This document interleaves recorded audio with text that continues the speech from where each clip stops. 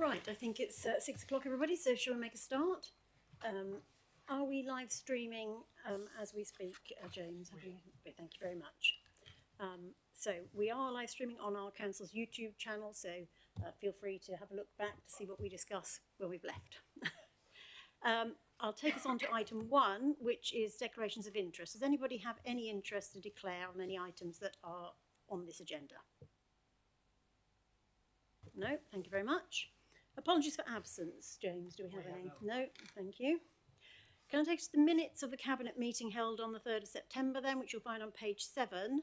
Are we all happy for the accuracy of those, and is there any matters arising that may not be on this agenda? Lovely, thank you very much.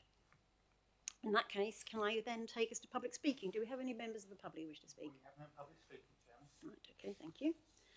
Well, that brings us on then to the Overview and Scrutiny Committee. So if the Chairman would like to make any representations from Overview and Scrutiny, please do so now. Thank you. Thank you. Well, it was a very harmonious meeting in terms of the fact that everybody seemed to be singing from the same song sheet. With regard to the nutrient mitigation fund, I think everybody was very pleased that it's been a success so far, and the fact that there's a call for more money seems to be highlighting actually how very successful this has been. And there were questions which are minuted in the committee's minutes, but there were questions about whether the funding would be sufficient or whether we had sufficient funding. But I know that obviously the money has been invested, and that this money, there's sufficient income is being gained from the investment. And I think that answered those queries in particular. I was going to mention something, but I'm actually going to leave it because Councillor Wymark on my left would like to ask something, and I don't want to sort of feel like I've stolen his thunder, but there are a lot of things, as if not, he'll have turned up for no reason, and he'll just sit there shrugging his shoulders going, why have I done this, and how do I justify to my wife that I'm here? Other than that, everything was, obviously the other issues on there were a lot of procedural issues which are required and needed, but made complete sense. There were a lot of good questions asked, but no real issues, and everything was supported unanimously under every single item. So thank you. Lovely, thank you very much. In that case, representations from non-cabinet members. You're on, Councillor Wymark. Thank you, Tim. And thank you for the Chairman of Overview and Scrutiny. At the meeting we spoke about there being a map of projects we're progressing and may be progressing as well, and dates for repayments. So the question was, could we be given them? Not right now, obviously, but we did ask about that. And also another question around that was, what publicity for the credits, nutrient credits, are we putting out to sort of particularly SME builders, etc.? So that were the only two questions, really. Thank you. Okay, lovely, thank you. I think we're probably going to answer some of those. I think the mapping of stuff, that was also brought up at the Nutrient Mitigation Fund meeting, so the members of that also raised that as a question as to how we could work out where these were coming. Also the website is up and running, and there's quite a lot of information on there as well, but I'm sure that also Rodney will be able to answer any additional parts of that as we go through the rest of the meeting. But I think it's actually quite a really good project, and it is exactly designed to attract those smaller developers, I think. So hopefully that's what it will do. And in fact, of course, that will bring us on nicely to that item. So that report is number 7. So perhaps if Molly and Rodney would like to take us through it. Hello, good evening. I've been working on the Nutrient Mitigation Fund for the past 6 months with Rodney. Just to give a brief summary of the report in front of you. Broadland was awarded £9.6 million to tackle nutrient mitigation in Norfolk, and this was used to establish a capital loan scheme to fund mitigation projects. Some of the interest of that £9.6 million was also used to establish a feasibility fund grant scheme of £200,000, which has funded feasibility work for potential mitigation projects. As you can see from the table in the report, we are currently oversubscribed for both feasibility and capital. We anticipate capital loan needs will be met, as this money is a recyclable loan pot. And furthermore, on the 30th of October last week, it was announced that Broadland has been awarded 8.85 million for further round 2 funding. However, without an increase into this feasibility fund, we would have to stop the feasibility fund. Yet feedback has shown the feasibility grant scheme is important to help develop projects that may otherwise be significantly delayed or not progress at all. Therefore, this report proposes using some of the remaining interest of the 9.6 million to increase the fund from £200,000 to £400,000. This matches the current oversubscription needs of the feasibility grant. The report also recommends, for administrative efficiency, that delegation is given to the Assistant Director of Finance in consultation with the leader to allocate the remainder of the interest as required to support nutrient mitigation work. Thank you. Lovely. So I think that's fairly self-explanatory. I would also suggest possibly we are giving that extra 8.5 million, which we were ordered last week, will also mean that there'll be increased interest coming in. So even though we are using up more of the interest we've currently got, there will be some more to come. Does anybody have any questions they want to ask about this paper?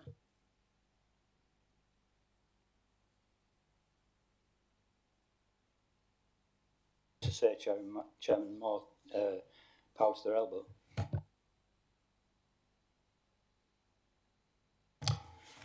Yeah, I think it's just to recognise the value of the fund to provide that opportunity to test out, options and the fact that it's being used so as to optimise what comes forward. So it's really good that we have that opportunity.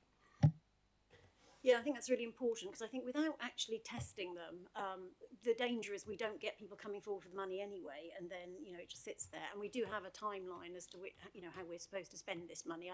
I think I've been assured the government doesn't have a plan to claw it back, but obviously we would like to get it spent because the more we spend, the more mitigations we bring in and the more housing we can build. So that's is really important. Rodney, would you be able to answer, or Molly, I should say, the question about how we are advertising this to small and medium developers, and just for Councillor Wymark?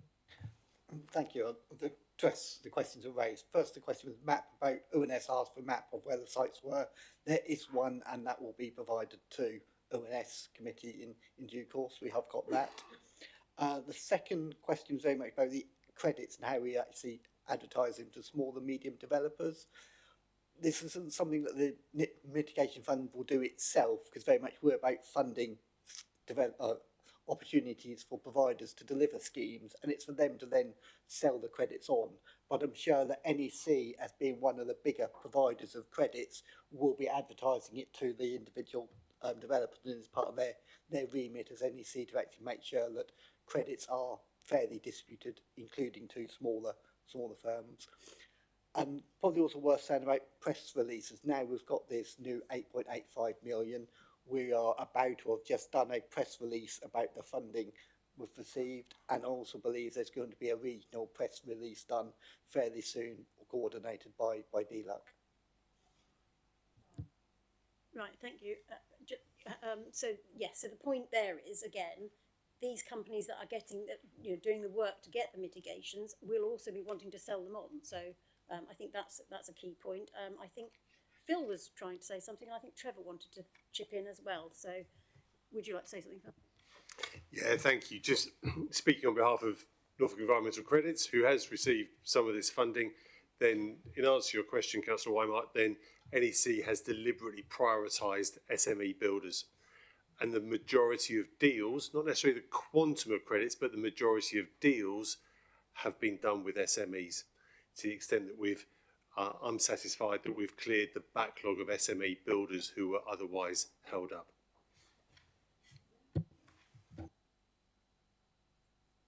Mine's an administrative point, really. I think the recommendation 2 might benefit from the insertion after the word earnings from the nutrient mitigation funds, because it needs to stand alone, and currently it would provide access to any additional interest rather than from that fund. Yeah, good point. That is a good point. Can we add that, Rodney? Is that all right? I think that does make a good point. Thank you. Anything else? No? In that case, can I move us? Yes, I know. So in that case, can I move us to the recommendations? Now, at this point, I just want to make it clear there are 3 recommendations. I think we're all aware of that now because it's been referred to already. But in the budget last week, we were awarded another 8.85 million to put into nutrient mitigation. So what we have done is added another recommendation in which exactly mirrors the one we put in for the first amount of funding, but that is in order to allow us to accept the monies and use it for that purpose.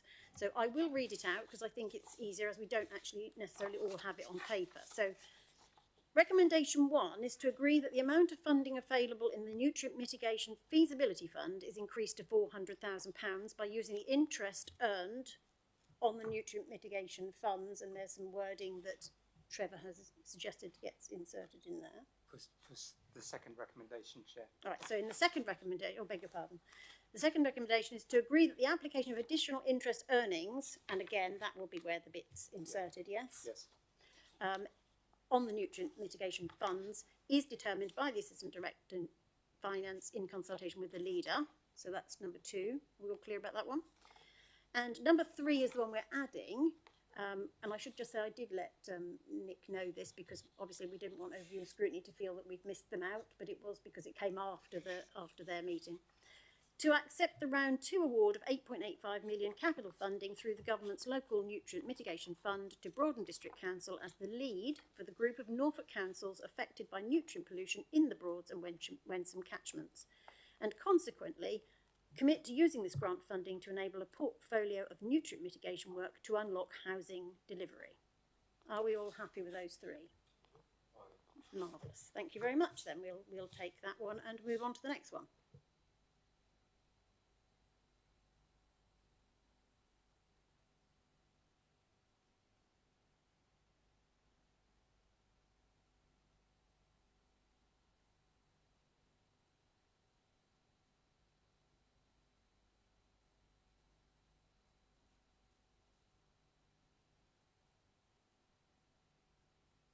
Thank you. So this brings us on to, I think there are a fair few policies coming up now, aren't there? Which all come under Natasha's portfolio. So I'll hand over to Natasha if she just wants to say anything about the background to these and why we're bringing them all forward at once. So, Natasha. Thank you. As you can probably hear, my voice is still a little rubbish, so I won't talk for too long, but there are quite a few all coming through one after the other.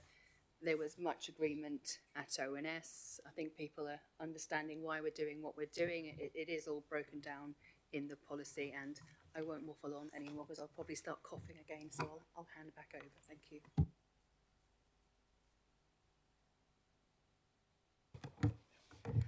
Hi, good evening. So the first one is the tenancy strategy, which refers back to the Localism Act of 2011, and it places an obligation on the local authority to have a tenancy strategy. So this has been drafted and it sets out our expectations of the registered providers that we work with and also private landlords in the district, and also provides guidance on how Broadland Council have a preferred approach towards tenure and affordability. So we would really recommend that the strategy is approved, but it's really to try and achieve stable communities, especially in more rural parts of our district, to make better use of existing social housing stock, and to ensure that specialist accommodation can be made available to those families most in need.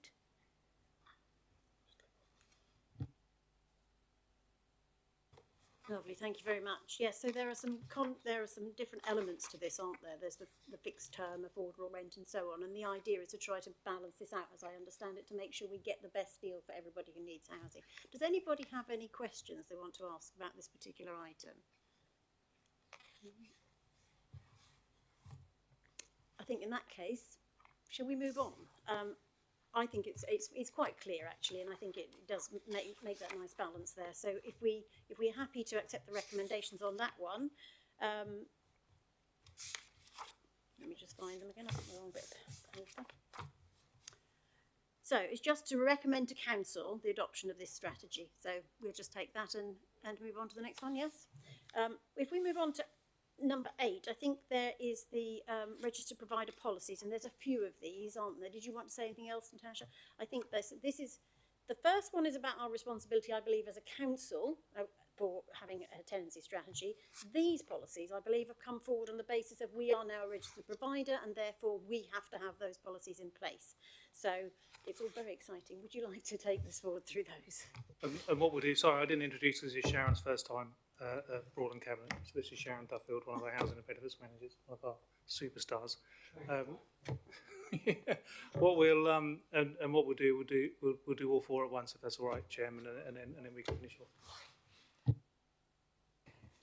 So yes, as Chair said, this is to ensure that we are fully compliant with being a registered provider and have policies that are fit for purpose. And so there are 4 in total that we're bringing. So we have a void management policy for temporary accommodation, a tenancy fraud policy, temporary accommodation charging and recovery of arrears policy, and the antisocial behaviour policy specifically for temporary accommodation. So obviously each one is specific to their title, but it's to outline the council's approach to each of those 4 main points, and to ensure that we are able to be cost effective in our management of temporary accommodation and the properties that we own, but that also we are able to show fairness to the tenants that we're accommodating within those properties. I don't know if anyone's got any specific questions about the policies themselves.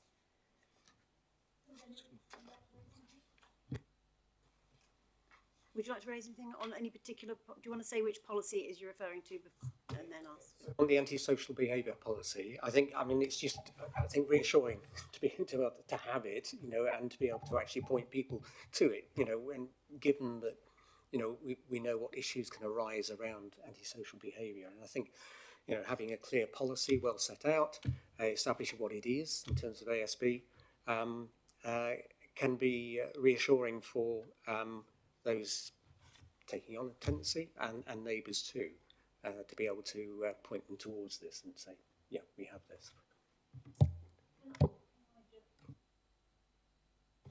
Also point out, of course, that I think quite often people who are coming into temporary accommodation are quite vulnerable, and I think that's another good reason why we must be clear that we understand how we deal with antisocial behaviour, because for them, you know, quite often that might be a good reason why they're also vulnerable in temporary accommodation. So I think this is a really important element to it. Did you want to say something extra, Mike?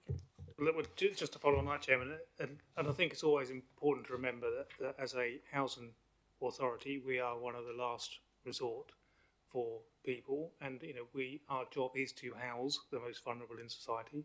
There's really, apart from prison and hospital, there's not, all the streets, there's not too much else a choice. And so when we have people come in, it's really important, as the councillor just said, is to ensure that people are aware of their responsibilities, but they're aware of our responsibilities to them. By putting a framework in place early doors, it really sits, all these 4 policies sits with Broadland Council's ethos of being fair, firm, but supportive and being financially astute as well. So I think that particularly the ASB policy really helps to set that parameters out.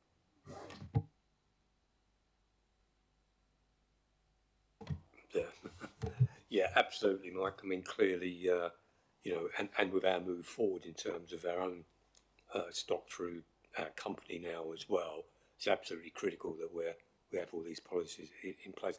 Just one point on policies that have now been brought together, and understand the point you're making about our ethos as well. So I'm just trying to find, perhaps it's here, that we would be having a yearly review in terms of operating experience, in terms of what's going on out there. So is there an inbuilt, check for it in a year's time around this?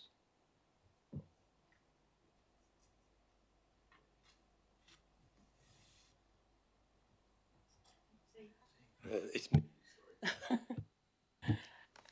So yes, I mean, as part of the reporting that we have to now adhere to, we will be having to report on incidences to the Ombudsman and to the Regulator of Social Housing. So we're obviously keeping a close check on if there are any particular areas that we might need to look at. Obviously, the policy itself, we will look to review and maybe change as legislation itself changes. But also if the need changes within the demographic that we're housing, but also the community around where we're housing as well. So it is something that we are keeping a close eye on. interested.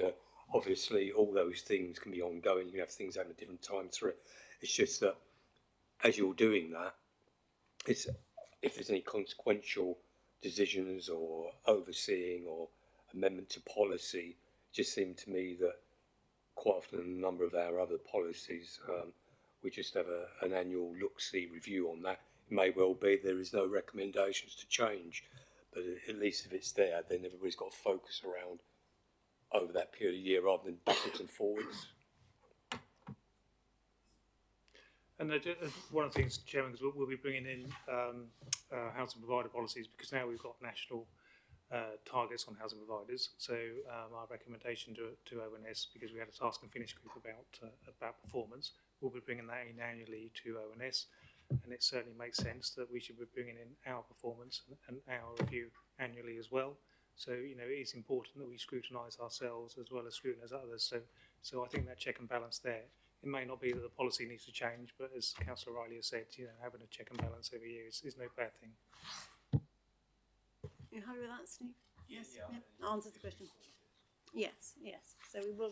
So it will be an ongoing review, but once a year probably. Sorry, there is actually a mechanism as well. Each year we will be having to hold. They're called tenant satisfaction measures. So they're prescribed. 22 prescribed questions, both towards ourselves and to the tenants of the temporary accommodation.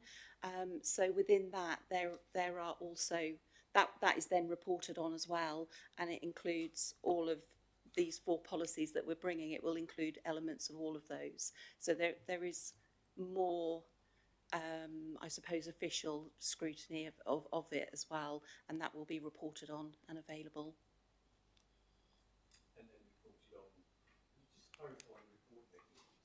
So I heard that you'd be going back through to ONS, which is actually appropriate. A number of things, Mark's long chair of ONS, and that scrutiny is absolutely appropriate. We also need some overview in terms of cabinet as decision makers. So that's the other side to this as well.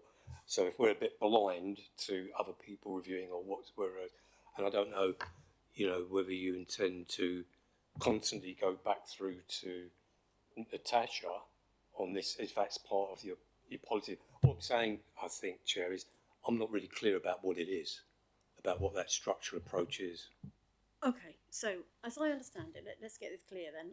I think it's quite an important point. So the point is that you have mechanisms by which you are going to review these policies. You will also have, is this an annual thing where you have tenants as well as council look at and response to consultations?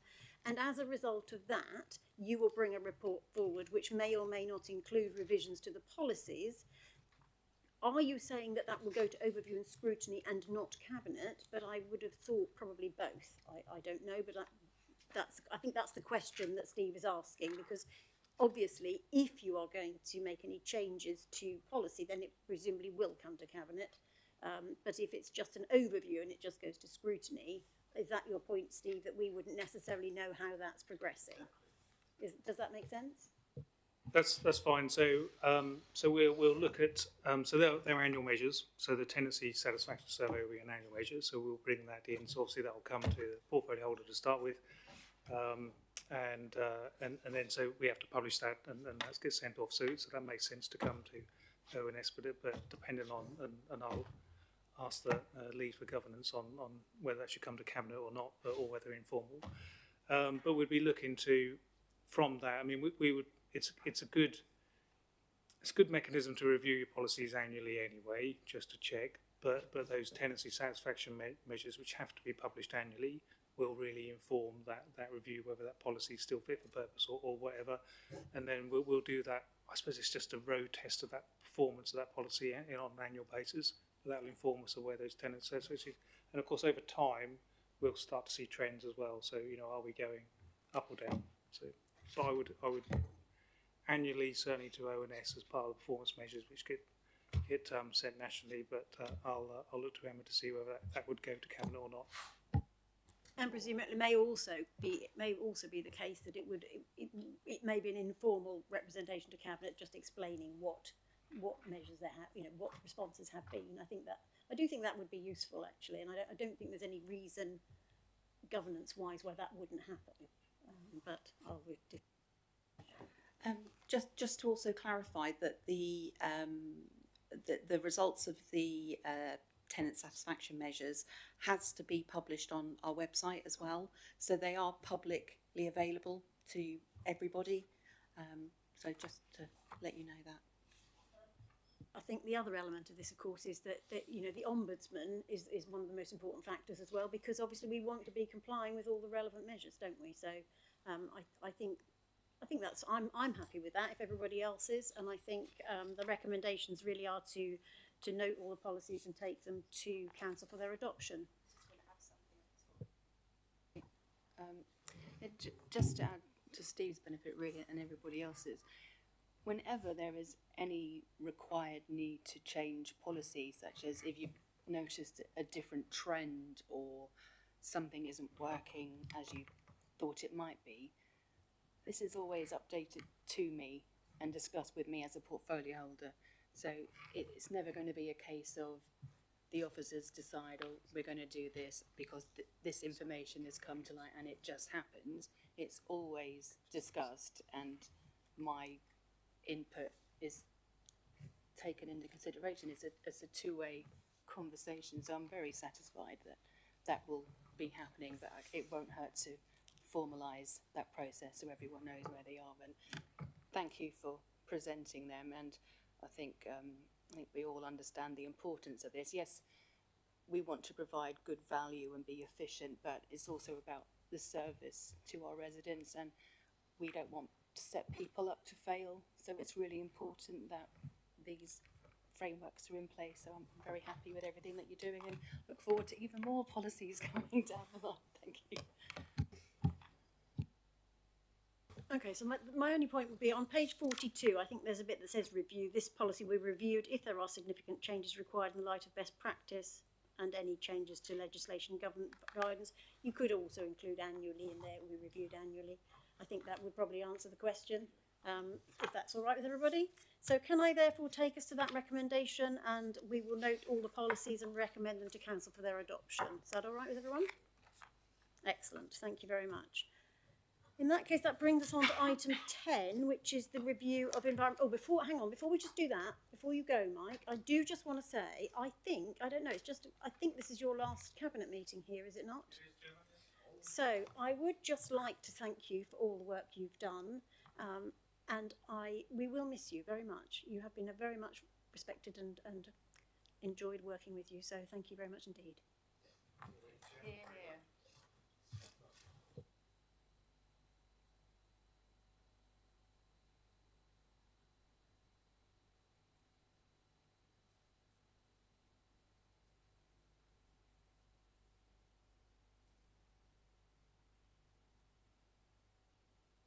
Right, in that case then, it brings us on to item 10, which is the review of, we've got some really exciting ones tonight, haven't we? The review of environmental penalties. There you are, Nick, away you go. Oh, did you want to say anything first, Jan, of course? didn't want to steal everything that Nick said, but maybe I'll just say that it's in light of new legislation. July 23 came in, so it does increase the scope of fixed penalties to prevent and deter offending. So that's what this is about. But what's really good about this approach, I think, is the balanced approach. It's not just a single level fixed penalty. It's it's sufficiently discerning in terms of culpability and harm, two key areas. And so I think that's, it's a balanced approach that we have, and not all councils have, but it's good to be able to bring in this matrix approach. And I think it's also timely, given changes in the recycling centre opening times and requirements for booking as well, in relation to people's concerns around fly tipping. So we've got this this revision coming in, which I'll allow Nick to explain in more detail. Thanks, Nick. Thank you, Nick, if you'd like to. Chair, thank you very much. So our current environmental penalties were decided in December 2021, and they appear at Appendix 1 of the report before you. The purpose of this report then is to invite Cabinet to decide at what level environmental penalties for certain waste-related offences should be set, and make those recommendations to Council for final decision. So the officers did research widely what levels of fixed penalty were determined by other local authorities, and we identified one particular example. Because there was no consistent and standardised level for different local authorities, their fines, fixed penalty levels are decided for local reasons in local circumstances. The matrix approach was identified in one local authority, and it seemed to have a good degree of merit. And at Appendix 2 of the report, you will see that there are two limbs to that matrix, one of which is the culpability and one of which is the level of harm. And together they form 5 bands of proposed fixed penalty. Now, in Appendix 3, the first table refers to fly tipping and waste carrier offences, and Cabinet will note that the full range of available penalties is included within those bands, from £150, which might be appropriate for a householder first-time offence where there's a low degree of harm, and actually there was a very low degree of intention to commit an offence, but an offence was nonetheless committed, and it's appropriate to issue a fixed penalty notice, all the way up to £1,000 for the maximum culpability and harm caused that's appropriate to deal with by a fixed penalty notice. Some offences will not be appropriate for fixed penalty notices, and they'll be more appropriate for prosecution. And likewise, some matters will be appropriate for advice and warning instead. So the early payment discounts are proposed in the table that you see at Appendix 3. Cabinet can be assured that officers will take a suitably balanced approach, and where there's any uncertainty within these bands, that decisions will be referred to the senior manager for the service, so that we can have a degree of consistency provided. Chair, that concludes my briefing. Thank you. Thank you, Nick. Does anybody have any questions they'd like? Thank you, Chair. I completely welcome this report, because I think, as Jan said, it differentiates between those householders who might make an honest mistake on a very low level and our more serious fly tippers. And I think it's absolutely right that we have within our policy the ability to fine up to the legal maximum. And I think our residents would expect us to be able to do that within our policy, and I think that's to be welcomed. My question is around, with us increasing to the legal maximum, wanting some assurance that this isn't in any way going to deter us from prosecuting where we really need to be prosecuting in the future, and that will be reflected actually in the figures when we look in a year or two's time. Very, very happy to provide that reassurance to you. So the penalties up to £1,000 would be used in exactly the same circumstances where presently the fixed penalty notice as it stands at £300 will be applied, and clearly the difference between £300 and £1,000 provides a degree of deterrence. The circumstances when it would be more appropriate to prosecute will remain just as they are at the moment, so there'll be no change. You happy with that, Dan? Anybody else got any questions on that? Yeah, just saying, I mean, I remember going over this for years, Nick, when again, back in ONS, etc., when we discussed, well, what the penalties actually make it very difficult for a council to enforce, because you have fear of penalties, and if the penalties are too low, then what's your penalty worth, you know?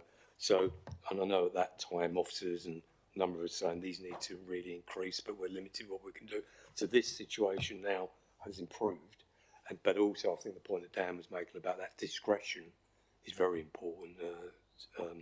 But I think with what we've got in place now and costs to the council, because they're fixed penalties, so that's beneficial to council as well, to prosecutions. We hope that this would improve the situation.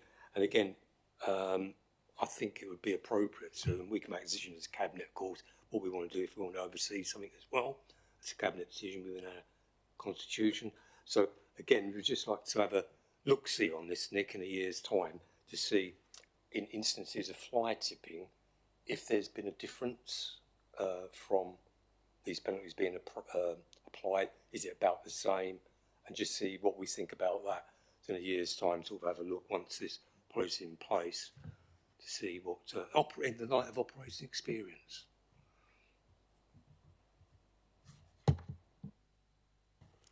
Okay, thank you. Yes, I was going to make a point that relative to that as well, I think, is that we are already, I believe, monitoring the numbers and so on of fly tipping cases, because we are aware that this is increasing, and in part because of the difficulties of accessing the relevant disposal places. So I take the point that Steve has made, and I'm assuming that since we're already recording those things, that will make it easier for us to work out whether we're actually reducing them again by putting these fines in place. I think the difficulty is that we've reached that point, haven't we, where people have not yet started having to book into recycling centres, and so the trick will be to work out whether it has gone up or down according to what it is that's caused it, if you see what I mean, whether it's the fines or whether it's the fact that they can't get into the recycling centres, if you see what I'm...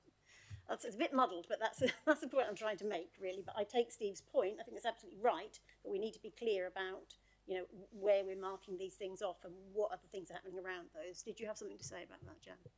Well, just to say, Nick will explain, but I think, you know, we've anticipated this in terms of, you know, how we might monitor going forward, recognising it's an important aspect to do. There's a lot of concern about fly tipping, we know that, and hence we're making quite an effort to certainly clamp down on fly tipping. This is part of it, but yes, it's timely, but I'll let Nick explain how that's being done. Chair, thank you. So the very happy to provide a review in a year's time of the progress against these the penalties as they stand. And I should have said in my introduction that I've been advised that we need to preface the recommendations Cabinet to recommend to Council. So forgive me because I failed to do that in my opening briefing. In terms of monitoring numbers of fly tipping incidents, there has been some national research commissioned by DEFRA indicating that in other areas where a appointment and a booking system has been introduced at household waste recycling centres, fly tipping levels haven't necessarily increased, but locally we have concern to ensure that that is the case, and we recognise the need to monitor closely. We do have a new facility to heat map incidents of fly tipping as they appear, and so we will be able to see whether there's a before and after pattern of change, and we will be closely watching that. I think that covers the points that were raised. Yep. In addition, this is one of your quarterly performance indicators that you see reported in any event. Thank you. Yes. Yes. Thank you. That I think that answers the question. Yeah. I think we're monitoring it. We will be reviewing it, and that will be coming back again. And to Nick's point is that obviously the recommendations actually say for Cabinet to agree. It's actually for Cabinet to recommend to Council to agree and adopt the matrix approach and the full amounts of environmental crime fixed penalty charges as set out in Appendix 2 and 3.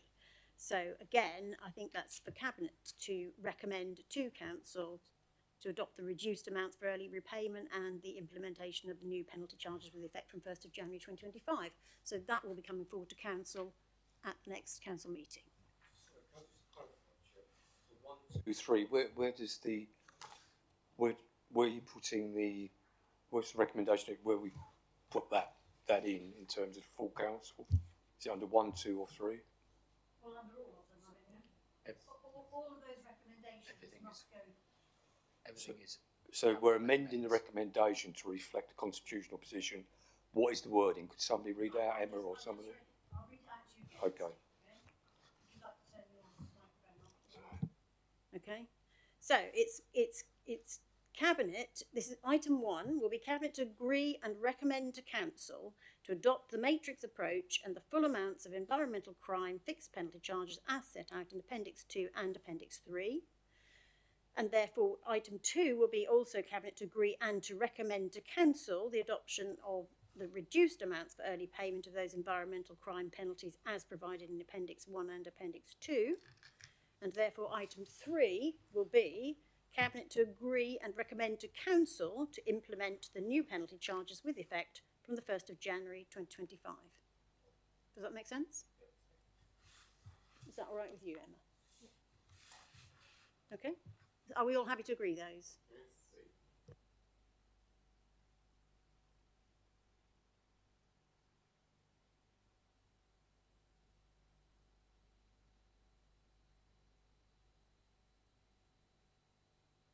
Right, now the next item is item 11, and I am going to defer this one to the next meeting because I haven't actually seen the details of this, and as far as I'm aware, the portfolio holder hasn't either, so I think we would like a discussion about that, and we'll bring this back to the next meeting. So that one will be taking place at the next Cabinet meeting. In that case, then, can I take us on to the forward plan? Have we all noted the items in the forward plan, and does anybody have any comments to make about them?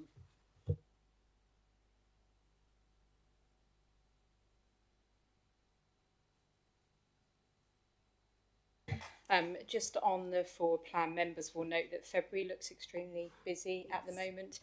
So I have asked officers to have a look at that. Obviously, there will be budget reports that absolutely need to come through, delivery plans linked to, and certain items that will be needed. But I've asked to make sure that actually we only have what we need through from a time critical. And I will get the forward plan updated for you once I've had those responses. Thank you, Emma. Does anybody else have any comments? There's quite a few on December's as well. Do you want? I suddenly looked at that. I thought, crikey, that's a long list, isn't it? We will see how we go. Does anybody have any other comments about anything on the forward plan? Bearing in mind that Emma is going to try to reduce some of February's for us. No? Anything specific? No? Okay, in that case, I think that takes us to the end of the meeting. So thank you very much, everybody, for attending, and I'll close the meeting.